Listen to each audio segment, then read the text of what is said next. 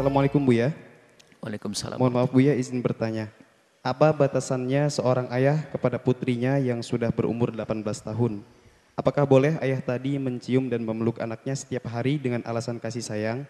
Katanya kalau anak perempuan dekatnya sama ayah, dan apa hukumnya jika orang tua pilih kasih Buya? Terima kasih. Urusan seorang ayah dengan anak tidak ada batas sampai kapanpun.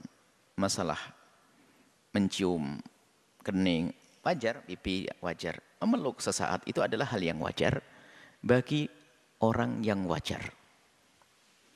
Jika seorang bapak yang normal dan anak yang normal, nggak ada masalah yang demikian itu. Karena mahram nggak akan mengarah kepada pikiran yang macam-macam. Mahram, kalau meluk karena lama tidak bertemu anaknya di pondok pesantren lama berpeluk itu wajar. Cuman zaman ini harus waspada. Seorang anak harus tahu bapaknya itu seperti apa sih. Naudzubillah, kalau bapaknya hobi nonton film porno, maka ketahuilah pikirannya sudah rusak. Otak kepalanya manusia, otaknya adalah binatang. Sehingga sampai anaknya sendiri pun, nah hari ini akan banyak kejadian yang semacam itu. Seorang anak dengan ibunya, seorang ibu merusak anaknya, seorang bapak merusak anaknya gara-gara tontonan-tontonan itu. Karena apa? Otaknya sudah dijeli dengan hal-hal yang seperti itu. Makanya kami ingatkan kabar, seorang adik yang melihat kakaknya suka nonton film kotor, hati-hati jangan dekat-dekat. Karena apa? Di otaknya ini sudah kayak binatang. Sudah nggak ngerti mahram lagi. Seorang bapak yang suka nonton, bahkan kita pernah ada pengaduan seorang anak yang Masya Allah solehah dirusak oleh bapaknya. Gara-gara bapaknya suka nonton yang demikian, tidak takut kepada Allah Subhanahu Wa Taala. Maka bagi seorang ayah normal, mencium dan memeluk anaknya adalah normal, wajar. Normal, ayah normal, anak yang normal adalah wajar. Tapi kalau sudah anak tidak normal juga, ayah tidak normal, nggak bisa lagi. Naudzubillah. Ini hati-hati. Makanya sebabnya ini yang harus kita hindari. Jadi wajar biasa. Tapi kalau sudah naudzubillah, mungkin seorang anak pernah mengintip atau melihat ayahnya nonton film kotor-kotor, hati-hati, jangan dekat-dekat.